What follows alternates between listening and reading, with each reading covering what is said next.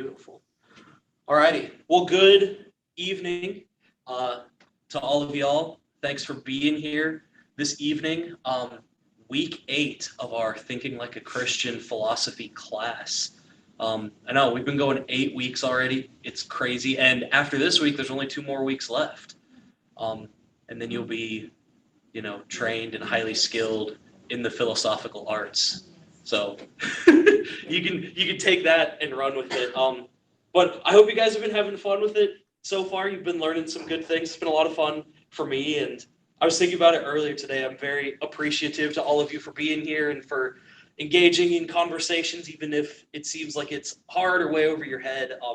It's been good. It's been really good. For me, trying to teach it, I've learned a lot trying to teach it. I hope that you've learned some stuff and you guys are doing good work with it. Just some of the questions I've had and talks I've had with people outside of this have been a lot of fun. So yeah, I'm glad to see that. I'm glad to see our YouTube videos are getting not a ton of views, but it's just like 1 or 2 little extra ones on the side here. And so I'm like, hey, it's out there. If people ever want to see it, it will always be on the internet. Yeah, so that's good. Well, let's go ahead and take just a moment and we'll pray together, and then we will dive into week 8, talking about ethics and morality. Hey, Greg. Perfect timing. All right, let's pray together. First. Always the first. Yeah. Always. Let's pray together. Lord Jesus, Almighty God, we praise you this evening, being the ground of our entire reality. Lord, we give you this time this evening. We ask that you would use it to teach us and instruct us. May we be shaped and formed by critical thought this evening. And Lord, as we discuss issues of ethics and morality, may we allow ourselves to enter into these conversations with our whole selves. May we bring our background and our beliefs into these, and may we be willing to test and probe and push on them a little bit as we work our way through this. Lord, may tonight be for your glory, and again, may you use it to continue to help us build for your kingdom. We love you. We pray all this in your name. Amen. How much more are we doing? How many more weeks have we got? Yes, good question. So this is week 8. We have 2 weeks right after this. Okay. So next week, just as kind of a precursor, I haven't totally decided what direction I want to do next week. Next week will either be philosophical reasons that we think that God exists, or the other thing that I've toyed with that I think might be a lot of fun is what's called the coherence of theism. Basically is positing or is speculating about an all-powerful, all-knowing, omnipresent God. Does that concept even make sense philosophically? Those are both really fun issues to study. They're both here in our book, and so it works well with our theme and keeping with it. So if you guys have a preference that you'd like to go one way or the other, let me know, and we can do that next week. And then the week after that, I left open and I suggested some topics, but the very last week, I think the one that I would like to cover the most is what's called the philosophical problem of evil, which is more or less the question: if God is all good and God is all powerful, why do we see evil? And asking that question. So I think that would be a really good topic for us to end on, give you some good things to ponder and think about. So that'll probably be what we do the very last week in a couple of weeks from now. But again, if you have other topics or other questions that you want to talk about, let me know, and we can come to work those in still. So that's what we've got. That's our future moving forward together.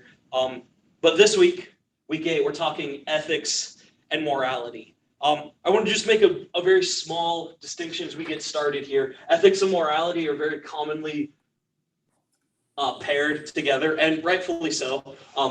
Morality is really what we're going to be studying today, and we're going to be asking ourselves a question of morality.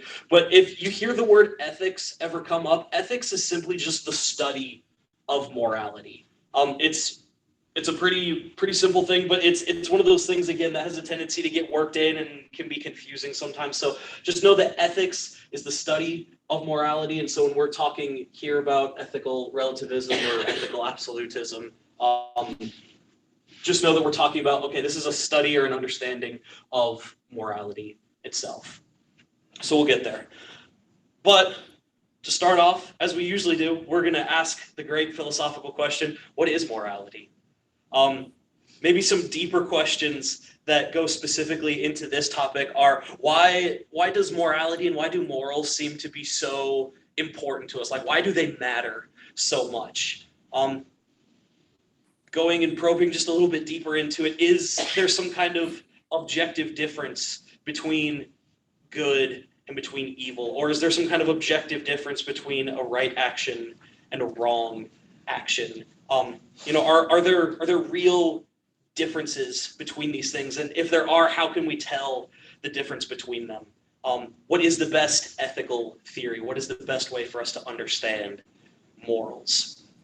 So, as many of you have probably done at some point, and you've pondered the nature of morality, you've come to a place where you're like, okay, maybe I can understand morality as simply just the understanding of what we call value concepts. And value concepts, very simply, are just the ideas that are at the center of focus of morality. So it's things like right and wrong, good and bad, things that we ought to do, the duties that we have to fulfill, virtuous acts or blameworthy acts. These are what we call value concepts, and they're the specific words that we use when we're talking about morality.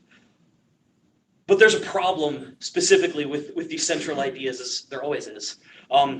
These very central and specific ideas and words, they carry with them both a moral component, but also like a non-moral component, right? So for example, given certain evidence regarding weather patterns or turning on your weather channel, you are generally presented with the conclusion that you ought to believe that it will rain in the next 24 hours. I don't know, I haven't checked the weather recently. But if we had clouds and stuff that were forming several hundred miles from us, and the weather person who had looked at all of these was telling us that these sort of weather patterns were forming, they'd say you ought to believe that rain is coming and you should carry your umbrella outside with you.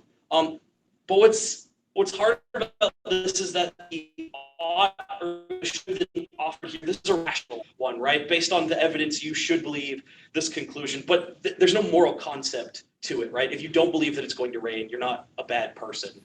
Or you haven't failed morally if you forget to take out your umbrella.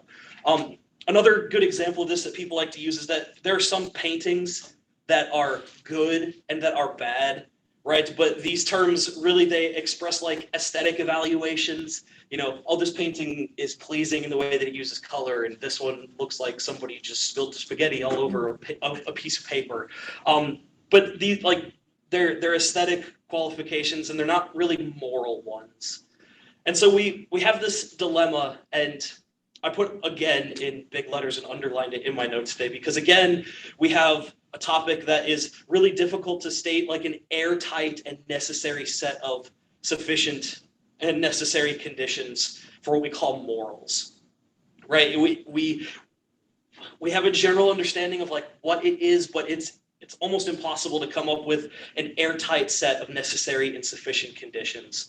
So we make like good philosophers do, and we go back to our understanding of epistemology, right? We talked about how do we know things and how do we learn things. And so starting back from what we call particularism in week 2, probably the best way to go about engaging in morality is saying, okay, we know of some specific clear cases, and we know of some specific not clear cases. And from those things, we can start to parse out a little bit of what we believe is at the center of morality and ethics, right? So just as a very quick refresher, particularism, this understanding that we have of the way that we learn, is taking a clear set of something and saying, okay, I can define, like, I know that this is what this thing is supposed to be. So take, for example, the sport of baseball, right? We can understand what the sport of baseball is, but we can say that what player Mickey Mantle did, what he did with the New York Yankees is a sport, right? Sport can sometimes be kind of hard to define as like, oh, it's an activity with high physical exertion. But we can say specifically that, what the New York Yankees do is a sport, but what a mailman does in delivering letters is not a sport, right? So we can start with a particular form of that if we're trying to define that as a term. And it's the same thing that works for morality. We can say things like, stealing is wrong, we know is a moral statement. To whereas eating peas with a knife is wrong is not a moral statement. Rather, it's probably more a statement of like etiquette. It'd also be very impressive if you could eat peas with a knife. So we're started. What we're going to try and do, thinking about this, is saying, okay, if we can think of some clear examples of moral situations and of moral statements, what are some criteria that are helpful for us in understanding when is a judgment or when is a statement specifically moral? What does that mean for us? So over here on the board, I listed 4, I think, really helpful criteria in understanding when a statement, or I put judgment here specifically because generally when you're reviewing a statement to see whether it's moral or not, you're making some kind of judgment claim on its goodness or its not goodness, depending on what it is.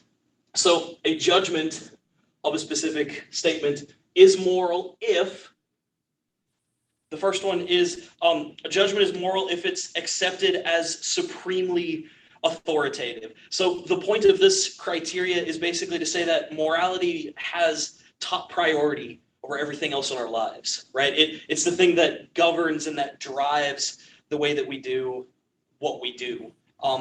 In this way, morality it's contrasted with things like just mere custom and etiquette and maybe even perhaps law, right? Morals are said to like even transcend law. And so this first criteria, it captures a lot of what we want to say about morality, that it's somehow this really authoritative, overriding guide to conduct, attitude, and to motives. It's sort of this like guiding and driving force behind everything.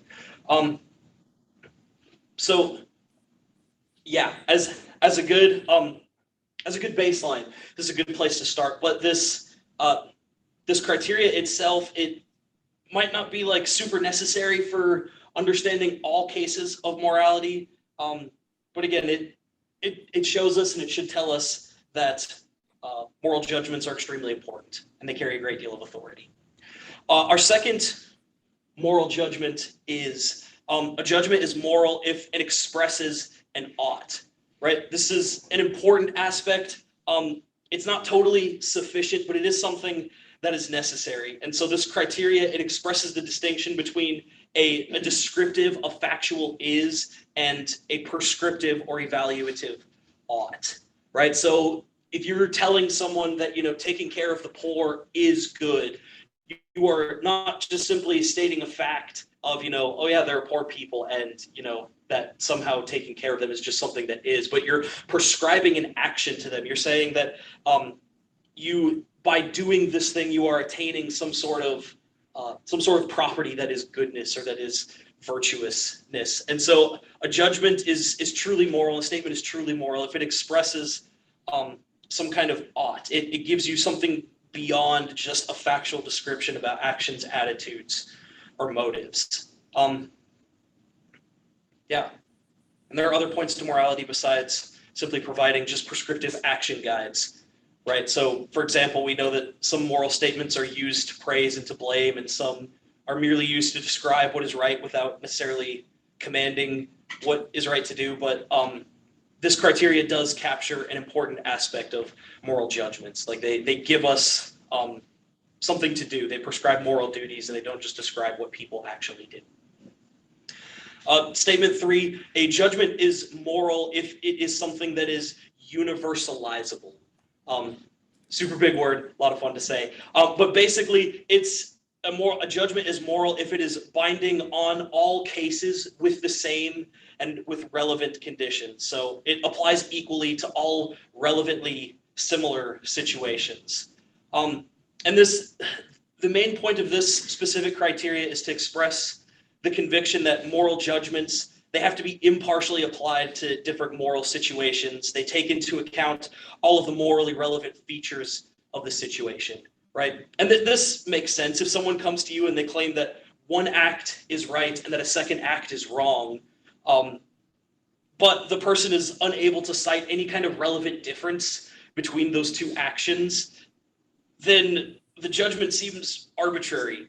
There's really no adequate foundation, right? It seems like they're saying, yeah, this one is right and this one is wrong, but there's no good reason for it. It just is. It just is the way that it is. And, there's no real good justification for thinking that one action is right, one action is wrong. And so behind morals, a judgment is moral if it's universalizable, if you can say it applies to all people in all situations that are equally relevant. And then the last one, a judgment is moral if it makes reference to what I have dubbed here as human flourishing. And you'll see I put a little note right next to it, kind of. Because with this criteria specifically, as much as it makes exclusive reference to humans being as much as it makes reference exclusively to human beings, we see that it becomes something that is inadequate as a condition for morality, right? As Christians, we believe that God has created us and has put us as stewards and as caretakers over all of creation. So that means animals and environment. They're also arguably appropriate objects of moral concern in their own right. And not just because they're of some benefit to human flourishing, but like taking care of the planet is good for the sake of taking care of the planet. And making sure that your pets are well fed and are sheltered are good for the sake of making sure that your pets are well fed and sheltered, not because it provides some sort of flourishing to the human itself. But if you keep this caveat in mind, then this last statement does become a good one. It helps focus our attention on the fact that much of the point of morality is to preserve the dignity, the welfare, and the richness of human life. It sort of helps put safeguards in place that says we can go this far, but if we go over this line, then we're going to lose something really important for us. And so these are what I would say are probably the four best and most complete set of criteria for ethics. Again, it's not necessarily complete and it's not exhaustive. There are a lot more to it, and they can get a lot more nuanced. But I think as a general guide, those are four good criteria to keep in mind. Now, I want to just briefly mention that there are different fields of ethics and of studying morals, as anybody who's done philosophy can probably tell you. We're not going to spend a ton of time here because I don't know that it's necessarily very helpful for us. But I want to just mention briefly three different areas that you might run into. The first field is called normative ethics. And this is where, if you've talked with an ethicist before, this is probably where they spend the majority of their time. It's offering guides for determining what is right and what is wrong. Right, so if you read, I want to make sure I'm getting this right. So if you read Kant, right, and Kant is talking about ethics and morals and Kantian ethics and Kantian morality, one of the very hard lines that he drew was lying is wrong at all times, 100%. There is no situation where lying is correct, and people usually throw that out there as just a quick example. But what Kant was doing is called normative ethics. It's a guide for determining what is right and what is wrong in that sense. A second field that you might find is descriptive ethics. And descriptive ethics are basically just a factual study of morals. And this is really more of a sociological or psychological field because it says this is, this is the state of this person, or this is what this specific culture believed at one point. And so it's really more of a descriptive factual statement than it is offering some kind of ethical guidelines. And then the last field that I'm going to mention is called meta-ethics. And meta-ethics, it takes and it analyzes the meanings of moral terms, right? So right and wrong, good and bad, virtue and blame, and those different fields. It takes and it tries to analyze those terms and go a bit deeper, which again, we're not going to do here because that would take probably all of our class time and we don't have that much time. So those are general understandings of morality, some criteria, some different fields of study with it. Before we move on, does anybody have any general questions? Because what we're about to get into is, I think, one of the most important moral questions that we can ask before we even start getting into all of this nonsense. There's a question that's usually asked at the beginning of an ethical and morality discussion. And the question is, why should I be moral? Right? Why should I place myself inside of a moral framework? Is there any reason for me to follow this? And this question a lot of philosophers in our book, especially made this point really heavily, would say that any mature philosophy must have an answer to this question.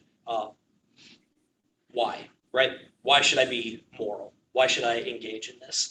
And there's three clarifications that I want to make with this question as we move forward with it. The first clarification to make with this question is that the question, why should I be moral, is really asking, when you start probing down deep into it, it's really asking the question, why should I adopt the moral point of view?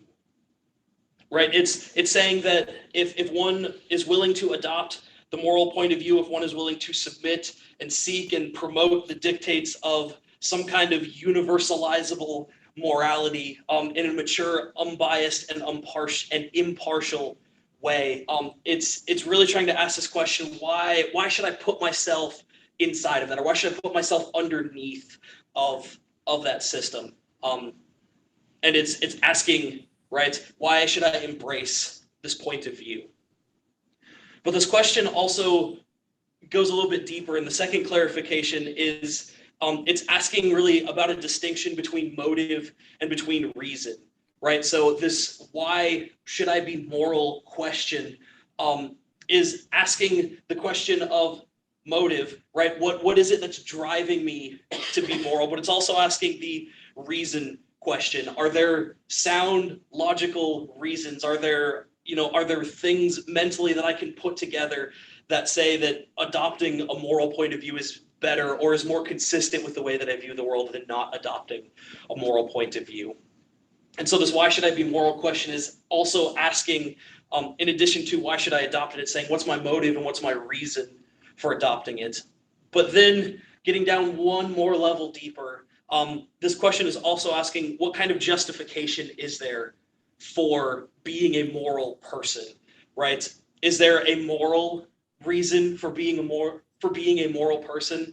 And hopefully, as you start thinking about it, you start to see that this is a little bit circular, right? If somebody says that there's a moral reason for adopting a moral point of view, then they've already adopted a moral point of view by saying that it is either right or not right to adopt a moral point of view, morally speaking.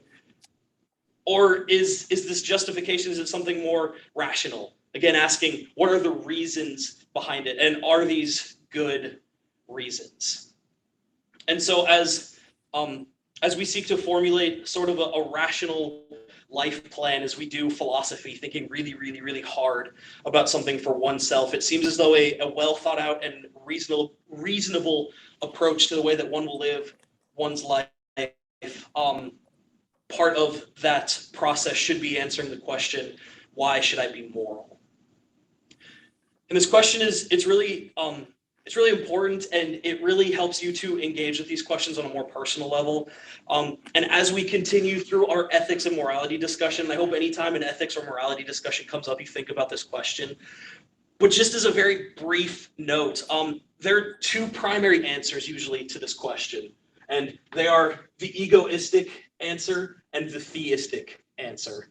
And the long and short of it is, the egoistic answer would say that I should be moral and I should engage in moral activities because it's in my best interest to believe X, or it's in my best interest to hold to this specific kind of view. And so, you might have seen some thoughts like this before, but an egoistic answer to the question, why should I be moral, would say, well, I should be moral because it's the best thing for me. And when it stops being the best thing for me, then I won't be moral and I'll do something else instead. But the second answer, and one that people have used for thousands of years, is the theistic answer, which makes reference to the existence of God, right? So, for example, one ought to be moral because the moral law is true. It's something that's given by God. It's constituted by non-arbitrary commands of a good, just, wise, and loving God, or because the moral law is grounded in the way that we were designed by such a God in order to be able to function properly. There are two different statements. We're not going to get too deep into that, but this answer of why should I be moral, and finding a good answer to why should I be moral, has a tendency to fall sort of in one camp or the other one. And theistic is sort of just like, there's something bigger or out there. It is not necessarily a God understanding yet. because you also have Plato's understanding of abstract objects, and so justice exists somewhere out there, and we're living up to it. We're not going to get into that right now. But again, having those understandings and deciding where am I at, and keeping this question in mind as I reflect on, and hopefully as you reflect on other ethical questions, is something that I believe is really important for guiding you and, again, involving you in the discussion. So now let's turn to the heart of the issue today. What is the best way to understand our relationship to morals? Are morals relative to individuals and cultures, or is there something that we can call a moral absolute? But before we get headfirst into discussion between relativism and absolutism, there's one more point that will really, I think, help clarify and help bring out maybe some points of clarity. And they're different words that are used when talking ethically and when talking about morals. And this distinction is between what we call a fact and what we call a value, right? And hopefully these are fairly common sense things that you're like, yeah, I understand that. This is giving me language for it. But in general, a fact or a factual belief is something that describes what is. It's like what actually exists. It's descriptive of something. It's basically, if it's a factual belief about some kind of moral or some kind of culture that has some kind of moral belief, it's a statement about morals, or it's a statement about some kind of moral belief. And so when you hear fact, especially inside of the moral realm, you should be thinking descriptive, or you should be thinking it's a statement about some kind of morals that might have moral implications, but is in of itself not some kind of moral prescription. And this is contrasted with what we call a value, right? A value is telling us the way that something ought to be. It gives us, this sort of statement of saying, I'm prescribing to you, like a doctor says, if you want to be healthy, you ought to take this specific medication. A value says this is the way that things ought to be. It's a prescription. It says that life is good and rightly geared when it does this specific thing. And so a value is a statement of morals. Now let's try and make this a little bit more clear and ask ourselves why this matters. And this distinction between fact and values, it really helps give us insight into three different sources for moral disagreements, especially. And we're going to take a look at a very close case study around one topic that a lot of people, I imagine, have some kind of tangential relationship to. But these three different arguments can be illustrated with the controversy around abortion, right? So when we split these things out, we can see that first, a moral dispute, it can be really about a factual difference, right? So, for example, debates surrounding abortion, they sometimes involve debates about whether the fetus inside of the woman's body is a person or human being or not, right? And this debate it's a factual debate. It's not primarily a moral one, but it's asking this question, is this a person, right? And both sides of the debate can agree that murder is wrong or that manslaughter is wrong, right? They can hold to this sort of same value that murder is wrong, but they differ on whether or not abortion is murder because they have different factual beliefs about the object, the fetus that is receiving the action. And so we have ethical and moral disagreements, first off, based on different factual differences. But there are also two other ways that morals and moral disagreements generally present themselves. And they both involve value differences. So on one hand, you can have a moral and ethical disagreement where one side affirms a moral proposition and one side denies it. So for example, this is a very purely hypothetical world, but you can have the proposition that one side agrees that it is wrong to intentionally kill an innocent human being, and one side disagrees that it is wrong to intentionally kill an innocent human being. Perhaps they practice human sacrifice, right? And they want to offer this person up. And so they would disagree that it is always wrong all the time to kill an innocent human being. So you can have a difference in morals in that way where one side affirms a moral proposition and one side denies it. But if you go a little bit deeper into it, you can also have a moral disagreement, and this is our third kind, where both sides can accept two or more moral propositions, but they weigh the relative statements differently, or they give more power or more authority to one specific statement over another. So, for example, thinking again about the abortion case, the right to life and the right to choice, the right for people to have autonomy and to be able to choose, they could both be embraced by each side of people on the abortion debate, but the two sides would weigh them differently, right? So a pro-life advocate could hold that the right to life takes precedence over a person's right to choose. And a pro-choice advocate would reverse this order and say that a person's autonomy and a person's right to choose is more important than a person's right to life. And so these distinctions, they become really important, again, when you start dealing with moral and ethical issues and to really start boiling them down. It's important to understand specifically where the disagreement is. Are we disagreeing on a factual level? Are they rejecting some form of moral proposition that I'm giving? Or do we have a tendency to accept the same values, but we're somehow weighing them, differently? And so these are really, again, these are important, especially in understanding where a moral disagreement is. And they're going to be really helpful in moving forward and thinking about ethical relativism and ethical absolutism. I want to take one more drink of water. Does anybody have questions before we get into that? How do you value anything becomes the question, I think. Typically, we value something as it relates to us and our desires. In other words, if I see something that I want to purchase, I value it. I think it's overpriced, but I may go ahead and purchase it, even if I believe it's overpriced. You see what I'm saying? And I think it comes down to that when we make moral choices. Sometimes, how we value another person's opinion or their feelings or things of that nature causes us to act morally in one way or another. Okay. I think the distinction there between the value you're talking about and the value that is here is the value you're talking about is saying how much weight or how much preference do we give something in influencing our desire to do one thing or another. How does it impact me? Yeah. Right.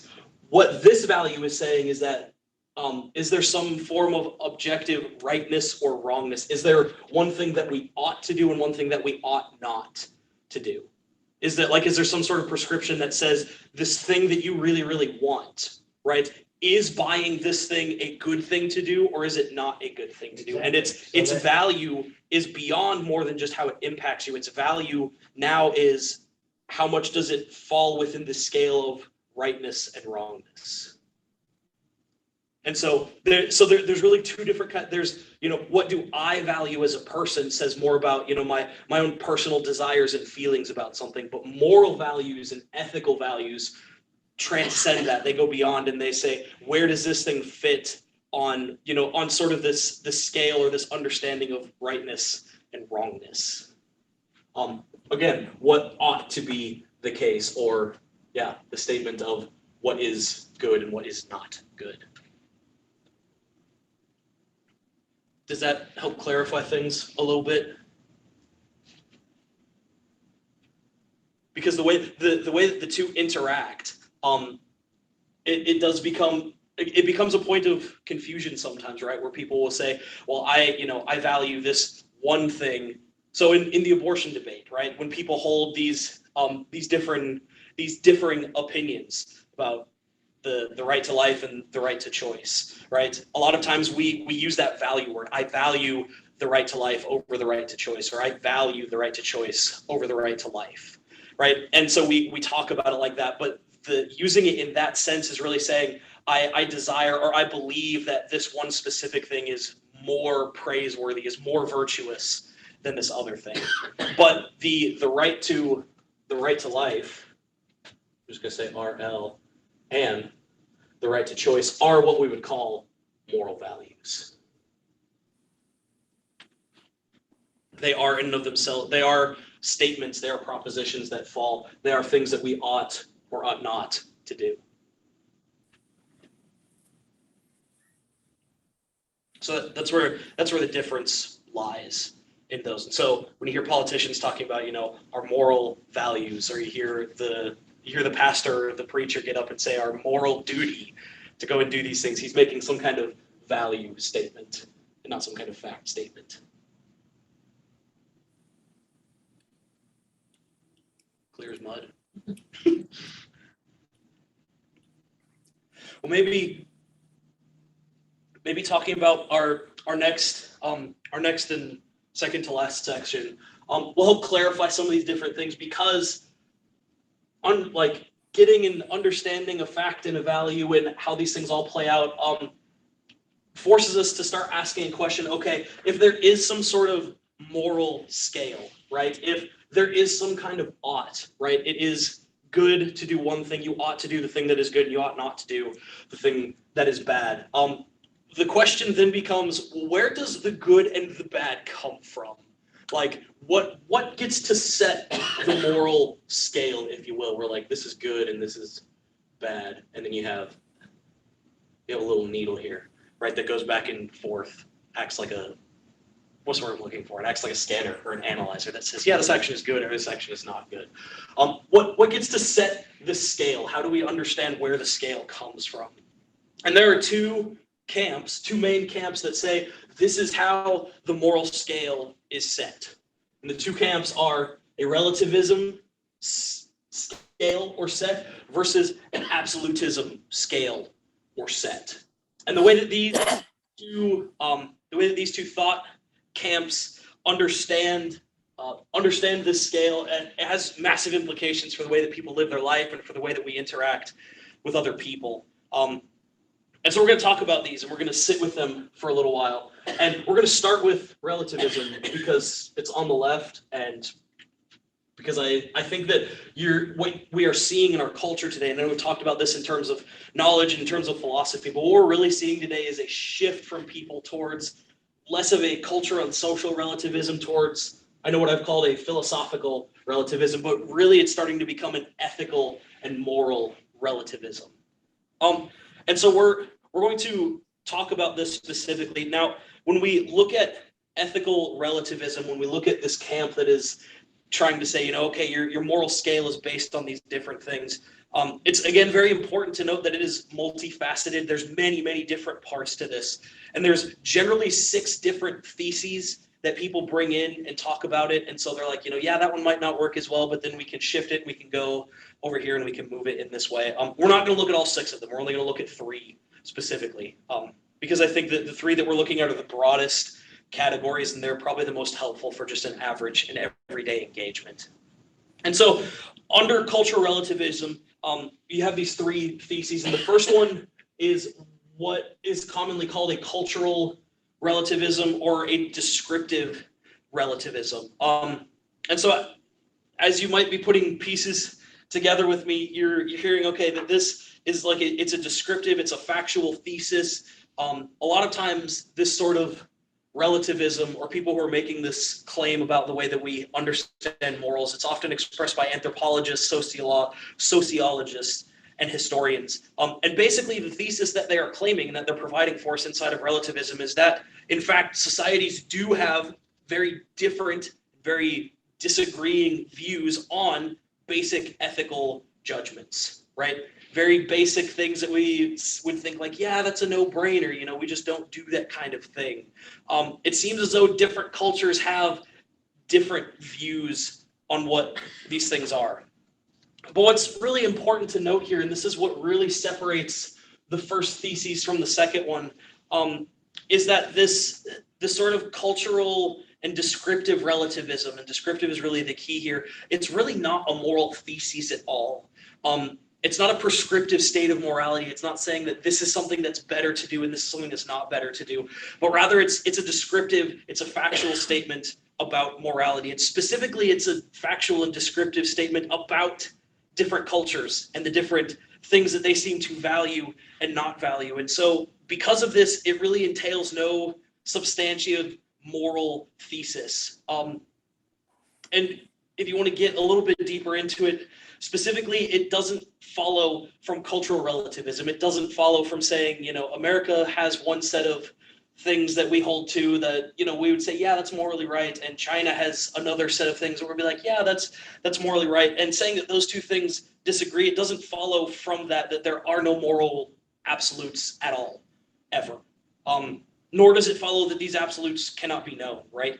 Different cultures have had different ideas over the shape of the earth, right? There are some cultures that believe that the earth used to sit on pillars, right? You read this in the Bible. The earth, it's sitting on these pillars, on these great foundations, and the earth is being supported by these pillars. And so cultures have differed over the shape of the earth forever. But we know that the earth is, in fact, a sphere. That is the shape that it is. And so people believing different things about it, it has no bearing on whether or not the earth is actually a sphere or not. The same line of reasoning seems to apply really well to cultural relativism. So I think that it's important for us to, again, for us to understand and acknowledge, like, that is one thing that you'll hear a lot, especially when you get into a moral discussion with somebody, right? They're like, oh, well, our culture believes this, but some other culture believes something else. So who's to say what is right? And it's like, well, let's keep pushing on that a little bit. Is there something that is right at all in general, or is everything just left up to the wind? And this is where the second thesis comes in. And the second thesis inside of relativism is what's called normative relativism, or if you want to just call it very broadly, this is ethical. This is ethical relativism at its core. Sorry, my handwriting's really bad. I was trying to write fast. But ethical relativism or normative relativism basically says that everyone ought to act in accordance with their own society's code, right? So what is right for one society may not necessarily be right for another society. And the underlying assumption and implication inside of this view is that it implies that moral propositions, they're not simply true or false, but rather they're relative to the beliefs of any given culture. And so one of the examples that you hear something like this are dietary restrictions. It is wrong, morally speaking, in America for us to eat horse, right? People just don't do that. But if you go overseas, you go to someplace like Italy. They eat horse in Italy all the time. You can go to a supermarket and you can buy it. Or it's morally wrong in America to eat dogs and to eat cats, right? But you go to China and you can find that kind of meat on the street in a market somewhere. Like, you can get those things. And so what people will say is, based on those differences and based on the way that cultures seem to base morality by their own society's code, that all morals are relative, that moral propositions are not true or false on their own, but they're only relative to the beliefs of any given culture. However, this viewpoint runs into a lot of problems, and the majority of moral philosophers reject this idea of ethical relativism outright. And I have a couple of reasons for this. The first one is that if you hold to this idea of ethical relativism, that we ought to just believe whatever the society believes, it becomes really difficult to define what a society actually is, or which society becomes relevant in any given moral case, right? So think about this. If a man from city A has intimate relations with a woman from city B, right? So society A and society B, and these two societies have vastly different moral understandings and expectations regarding sexual relations with each other. So they have these relations, but they go to a third society. They go to society C, which has a different view from both A and B, right? And so this brings up the question of, well, okay, if all societies have different things, which society becomes the relevant for determining whether the act was right or wrong? Is it society A? Is it society B? Is it society C that neither one seem to be a part of? Which community gets to influence the way that these two interact with each other? But a second, also related objection to this societal difference is that we often seem to be a part of multiple societies at a given time, right? So we all listening to this, unless you're listening to this overseas, in which case, awesome, thank you so much for joining us. But we all could say that we are a part of American society, right? And so being a part of American society, we have one set of rules and morals that may govern us in one specific way. But all of us, at least all of us that are here presently, would also say that we are part of the Christian society, right? But we run into a problem almost immediately here, right? Because the American society can sometimes value things that the Christian society doesn't. And so if we're part of both of these societies simultaneously, which one has bearing on what is right and what is wrong for us? And if we're basing our morals completely and totally on our own society, we become members of, or we are members of different societies. And so it seems like we're left stuck in saying, like, what do I do in this case? Do I just like pick and choose one that's going to be better or not? And does that just take morals and throw them out the window? There doesn't seem to be a good answer. But even beyond just the societal problems that arise with ethical relativism, there's one other point that really pushes hard on this, and it's what's called the reformer's dilemma. And under ethical relativism, as it stands, it becomes logically impossible for a society to have some kind of moral reformer like Jesus Christ or like Gandhi or like Martin Luther King. Why is this? Because these people, they always stand outside of society's moral code, and they look inward on it and they say the society's moral code needs to change. However, if these people are standing outside of society's moral code, they are themselves immoral. And so it's someone immoral telling morality it needs to change. But this is something that can't happen, right? You have a contradiction in terms there. And so it becomes logically impossible for a society to have some kind of moral reformer. Maybe a better and slightly simpler way of understanding this is that if cultures, if individuals, if societies are the only thing that make up what we call morals, then ultimately cultures and individuals, they can't improve their moral code because there's nothing to improve. There is nothing outside of the society or the culture that says this is the direction to go in and this is not the direction to go in. But rather, the only thing that they can do is just change what is morally acceptable and what is not morally acceptable. And so on cultural and on normative relativism, the Nazi state would have been moral in their own right and in their own society. And we might, as a society, think that it's absolutely abhorrent.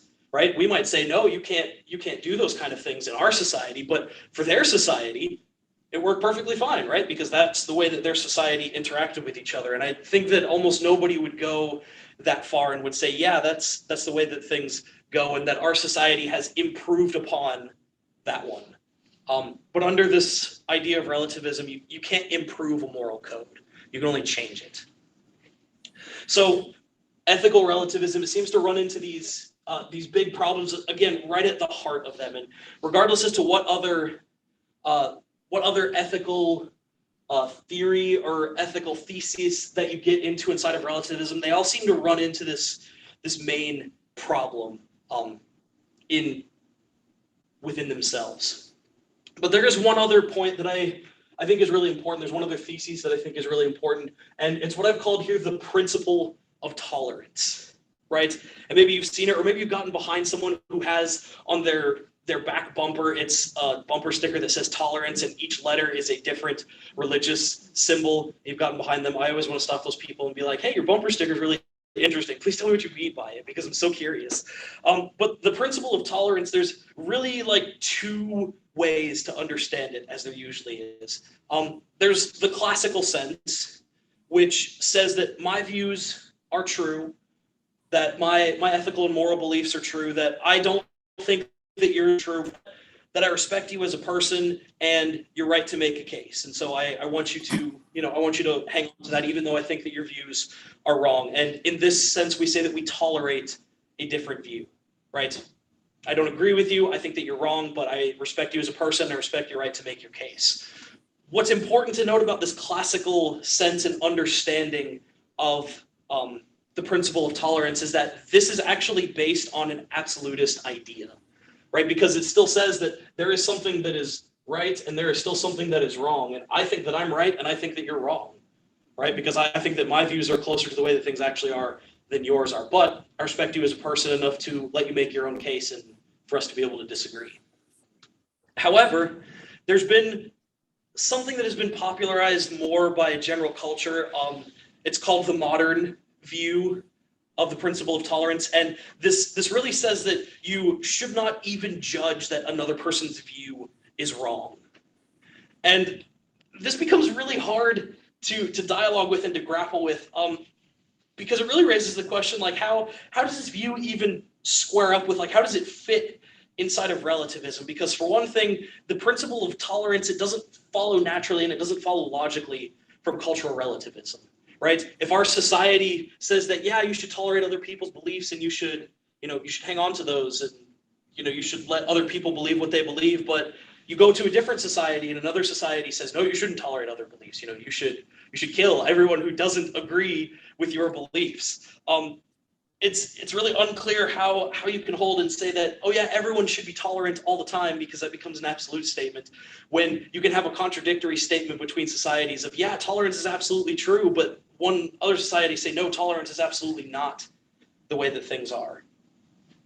And so you end up with a place where even tolerance itself becomes culturally dependent. And so this modern idea of the principle of tolerance, of even judging that another person's view is wrong, seems to crumble based on the criticisms of ethical and normative relativism.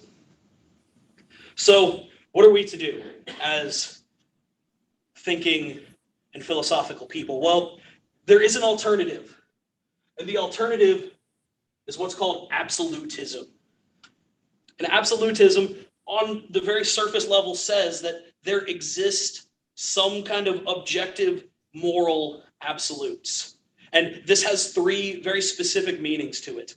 The first one means that, or the first meaning of it is that it is objectively true. And by this we mean that we discover moral values, that moral values are something that are outside of us, that there's some kind of standard somewhere that we discover, and as we journey through life, we see things that are more morally right and more morally wrong, and our engagement with this moral absolute outside of us is something that we discover, and we don't merely invent moral beliefs. Moral beliefs are not something that are invented, and they're not something that are shaped by society, but rather, again, it's something that we're like measuring up to. The second meaning behind saying that a moral is absolute is that a moral absolute is something that is exceptionless. This means that it is equally binding on all people at all times. And so this is where people usually start to get into a little bit of a rub with absolutism, right? Because we can think of a really quick definition of something like lying, right? Or we're like, well, lying in the general sense doesn't seem to be right, but what about lying in like a card game, right? If I'm playing poker over goldfish with my family and I have garbage cards, I have 2 and a 4 of clubs, and I'm sitting here and I bluff and I bet like I have a pair of aces. Is that bluffing? Is that something that's morally wrong? Is that something that I shouldn't do ever?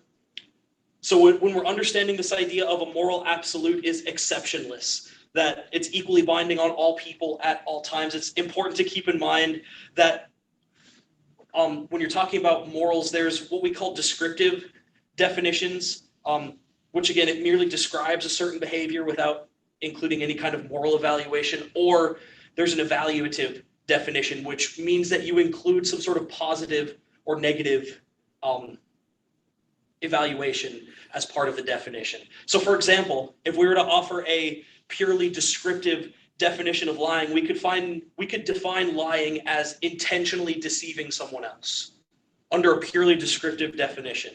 However, if we give it an evaluative definition, we could define lying as intentionally deceiving someone in an immoral way, in a way that is wrong or in a way that is somehow undercutting them. And so with these different approaches, we can start to say, yeah, the rule of saying lying is wrong in an evaluative sense is correct when we define it as it's intentionally deceiving another person in an immoral way, in a way that we know is objectively worse than it is better. As opposed to just the descriptive definition. But there's another way for us to understand this as well, and this is where we get into the third understanding of moral absolutism, and that is that moral absolutism has what we call prima facie duties, or prima facie is just really fancy talk for, it literally translates first impression, but it just means correct until proven otherwise, right? A better way to understand this is to say that a moral belief or a moral absolute, it's objectively true and it's exceptionless, but it can also be overridden by a weightier duty in a specific instance. And so we have here an example between what we call an exception, which says that this is an instance or this is a case where the rule does not apply, and we compare that to an exemption, a case where the overriding principle, it continues to apply, it continues to inform the new decision, but it is ultimately not being followed down to the letter because of overriding circumstances. Maybe the best way to understand this before we get into a moral example of it. So with an exception, right, let's think about a student, right? A student who is in a class and who has to turn in a paper. Aren't you glad you don't have to turn any papers for this class? Glory, hallelujah. But the difference between an exemption and exception is if there's a student who is in a class, a professor stipulates that all papers in this class, they have to be handed in exactly on time, and they give a due date for the first paper. So let's suppose that Jones, our good friend who is not on the board today because I didn't draw him, but Jones has overriding grounds for getting the paper in on time, right? He's seriously ill. He has come down with the bubonic plague. He's laying at home, and we're hoping that Jones doesn't die, but he has overriding reasons for not turning his paper in on time. If the situation that we're thinking about, if it was an exception to the rule of Jones turning his paper in late, then the rule simply wouldn't vanish, or then the rule would simply vanish, right? So Jones would be able to start completely from scratch with his professor. Jones could just as easily argue under this exception rule that the paper could be turned in 2 years later. It could also be turned in 2 weeks later, because there's no principle or there's no rule that applies in this case, because it's an exception, right? The rule doesn't apply in this specific instance. And if you're thinking through this, you'd be like, well, no, that doesn't work, right? There's something else happening here. However, so let's compare this to if the rule is simply exempted and not accepted. If the rule is exempted in this situation, then while this specific situation is overridden by Jones's illness, while he needs to take time and rest and get better, it still informs the situation. And in this specific case, it grounds the professor's requirement that the paper be turned in as soon as Jones is feeling better. So it's that difference between an exemption where the overriding principle, it doesn't totally apply in the situation, but it still informs the new decision, and an exemption where the rule just doesn't apply at all. Or an exception, not an exemption. I said exemption twice. Maybe a moral example will help us think about this. So here's another example. On the way to the emergency room, an ambulance nurse is monitoring the vital signs of a 35-year-old man who has just had a heart attack. And so this guy, he's looking around and he asks this nurse if he had undergone a heart attack. Based on her medical knowledge and this guy's currently anxious state, she knows that if she tells him the truth, it's going to place him at risk. And so here you have these different moral principles that are coming into play, right? This understanding of the principle of autonomy in medicine is something that says that a competent person has the right to determine his or her own medical course of action. They get to plan what they're choosing. This is somehow coming into conflict with the idea that one, specifically in medicine, should refrain from inflicting harm, and that one should act in order to further the welfare and benefit of another person, right? So you have these conflicts where this lady knows that if she says something if she gives this person the information that they need, that it's going to put them at risk and it could potentially do more harm to them. And so you have these conflicting moral principles. So this nurse decides, she judges that his autonomy, that his decision to choose is something that is a prima facie duty. It's something that is true at first impression. It's correct until proven otherwise, but she exempts it and she changes the subject. So the guy says, have I had a heart attack? And she says, hey, nice weather we're having, right? I don't know what conversation you have back in an ambulance. Never had to ride in an ambulance. I hope I don't ever have to. But it's that example where he asks her a question and she changes the subject. Was she morally out of bounds by doing that, knowing in her mind that this guy is at risk if she tells him what's going to happen? By moral reasoning, whether you agree with her or not, by moral reasoning, this becomes something that is an exemption, not an exception, because the principle here implies that, so the moral principle of autonomy, the guy, or the idea that this guy has a right to choose, it implies that the nurse needs this guy's informed consent to continue on to bring this guy to the hospital, and she didn't tell him what was going on, but she waited in her mind and said, but if I want to see this guy, if I want to refrain from inflicting harm, and if I want to really further the welfare and benefit of this other person, then it might be better for me to not tell them they have suffered a heart attack. And so again, regardless of your assessments, this is an example of an exemption and not an exception. And so an absolute idea and an absolute understanding of morals is these following three things. It's something that is objectively true.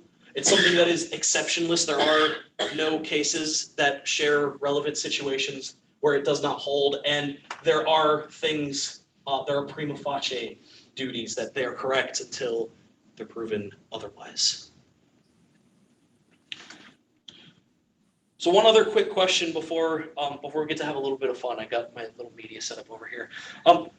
Why should we believe that absolutism is true? Well, hopefully you've started to see a little bit that there really seem to be only two options, relativism or absolutism. If somebody has a third option, please bring it to me and we will write a paper together and we'll go claim some kind of Nobel Prize in philosophy, because it'd be great.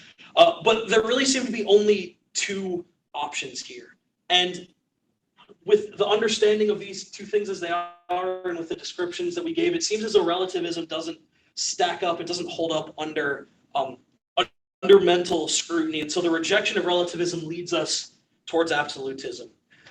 The second reason I think that absolutism is a better and more grounded theory is that it seems to be more at home in a Platonic or in a theistic worldview, which seems to be more well-rounded than a naturalistic one. Naturalists, people who think that matter is all that there is, was, and never will be, they seem to have a much harder time in pointing out where morals come from and why morals are so important. And so it's a question of your worldview impacting the way that you see morality. But then the third reason I think we should accept absolutism is our own basic intuition, right? If you were ever a kid on the playground and you had a juice box and somebody came up and pushed you down and took your juice box, you probably said, that's not fair. That's not right. That is my juice box. And this is not the right thing that should happen.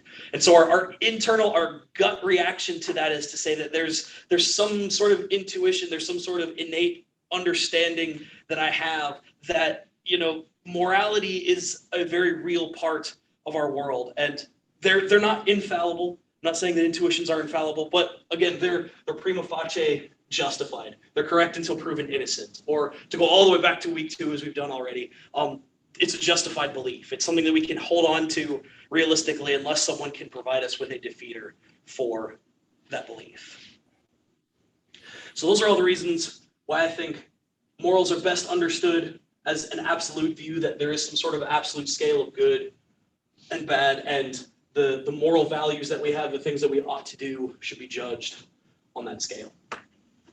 Now, the last question that I want to ask today is, where do these moral values come from? If there is some sort of absolute moral scale out there, where does it come from? And what does it tell us about the reality of the world around us? And so in order to help us answer that question, we're going to watch a video.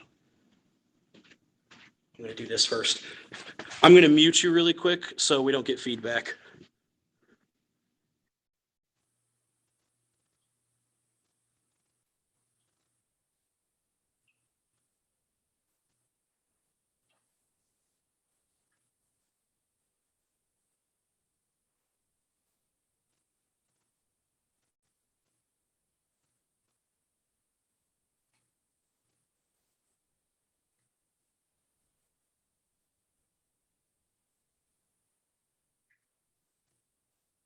Can you be good without God? Let's find out. Absolutely astounding. There you have it. Undeniable proof that you can be good without believing in God.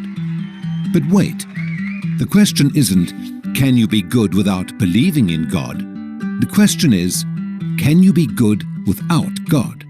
See, here's the problem. If there is no God, what basis remains for objective good or bad, right or wrong? If God does not exist, objective moral values do not exist.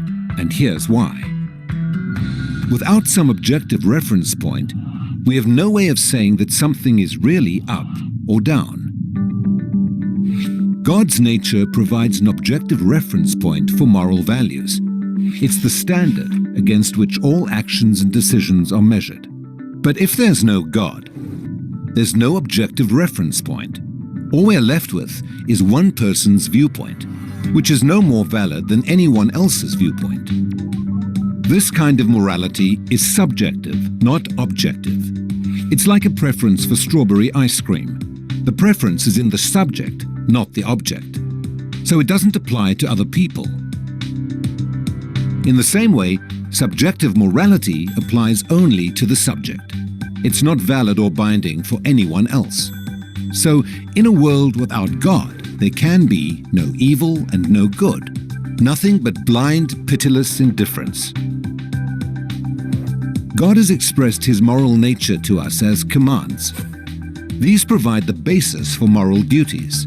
For example, God's essential attribute of love is expressed in his command to love your neighbor as yourself. This command provides a foundation upon which we can affirm the objective goodness of generosity, self-sacrifice, and equality. And we can condemn as objectively evil greed, abuse, and discrimination. This raises a problem. Is something good just because God wills it, or does God will something because it is good? The answer is neither one. Rather, God wills something because he is good.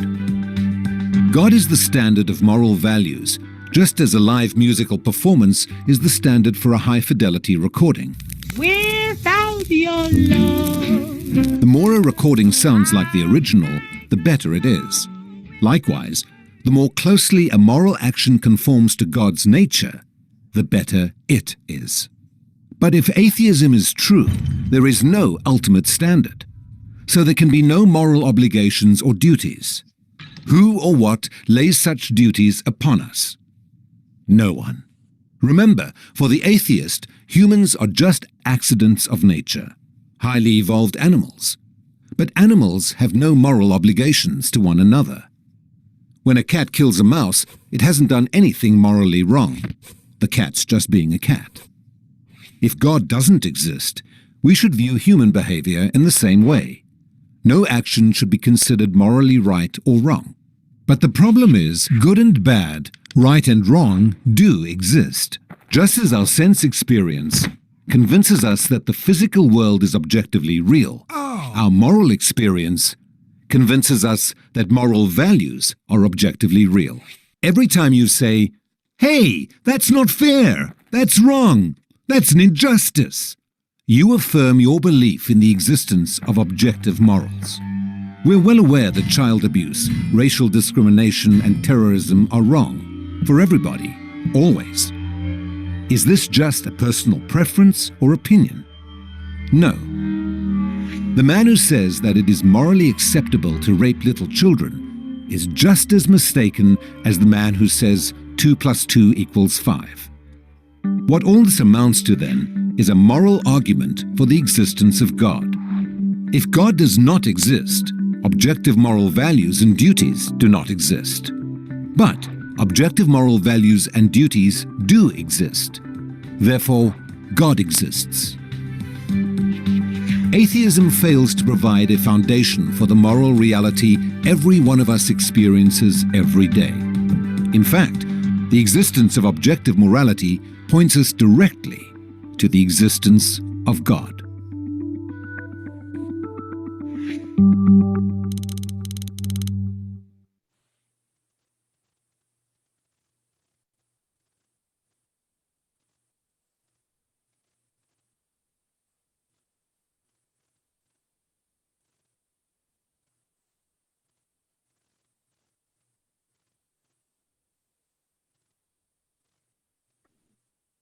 Unmute the rest of our class here.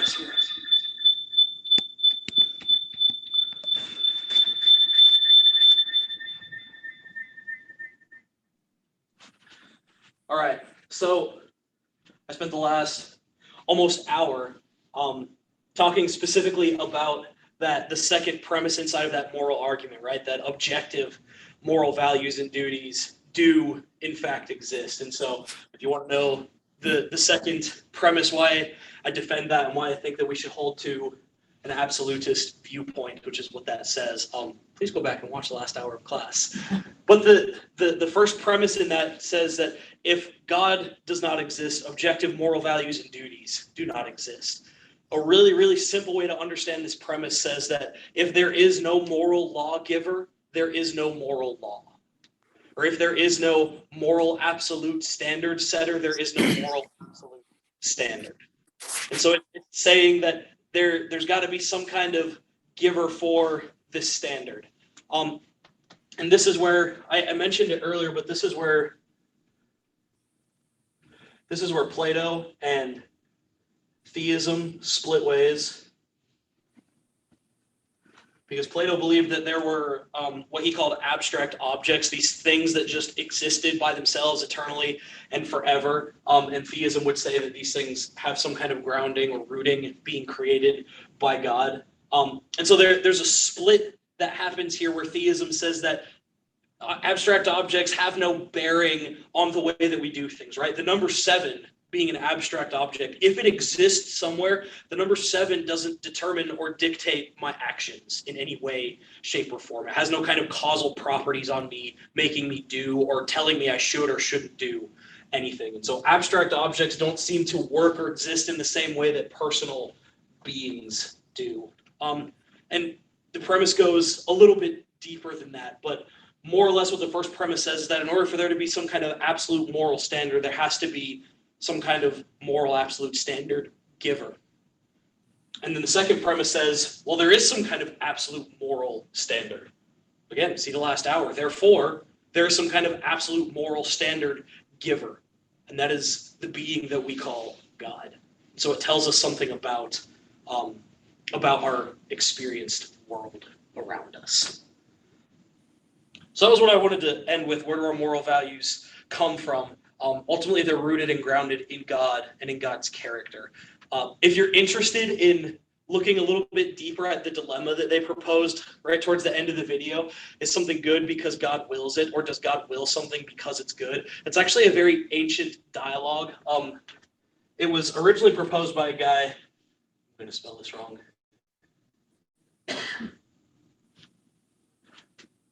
Close enough. It was originally proposed by a guy named Euthyphro.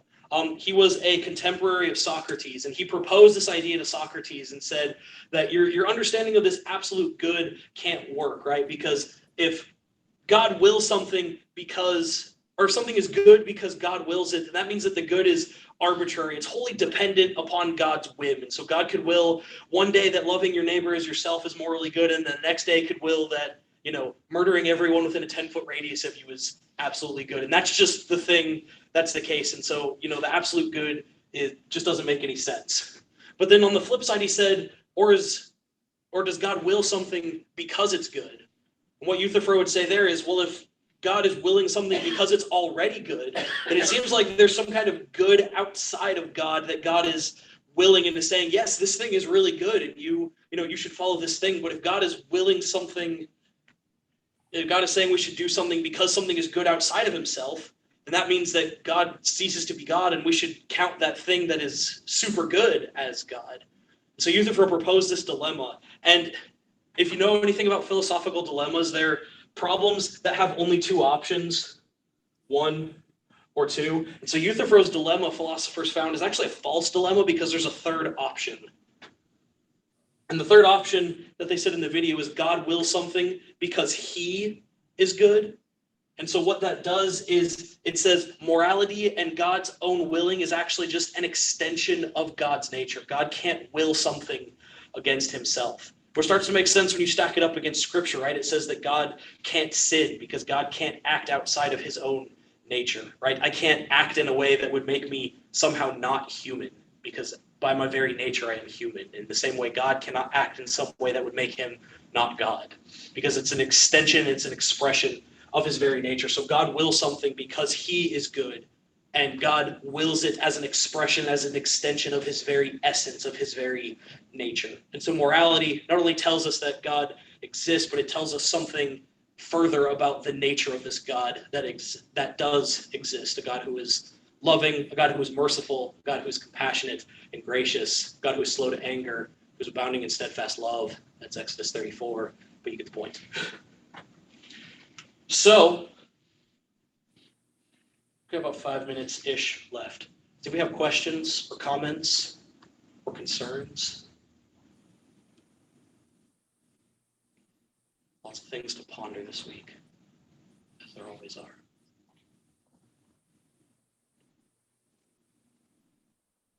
Anything?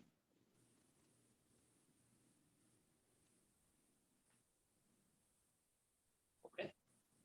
Well, I encourage you then to keep thinking through morality, keep thinking through ethics, and if you find yourself in a moral or ethical argument at some point in the future, I hope that these tools come in handy as a background leading into those that you can take into that discussion. But ultimately, what I hope this does is it helps to expand your worldview again. And remember, one of the whole points of this class is we're trying to take all of these different disconnected pieces about space and time and about knowledge and about having a soul and the very last week about evil, and we're trying to take all these things and put them into one cohesive bubble and say, this is the world the way that I understand it, and all of the pieces agree with each other. Because if we can do that, then it's very reasonable and rational for us to say, like, yes, I have a good and accurate picture of the way that the world actually is, and I'm living according to that picture. So I encourage you to keep thinking about those things. If you have questions at any point, please feel free to let me know. Again, I know that the big morality stick is usually a big one to bring out, and people are like, whoa, that's a lot to process through. So process through it, think about it, take your time.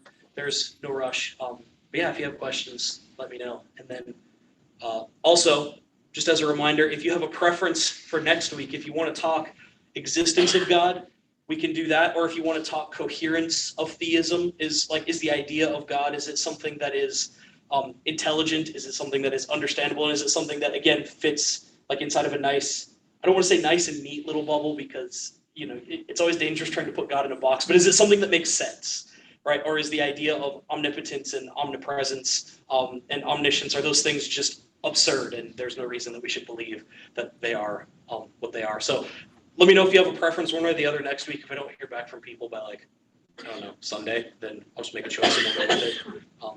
And then the last week, we'll probably do problem of evil, unless people have a preference otherwise. So let me know on those. And again, let me know if you have questions. And other than that, thank you all a ton again for being here.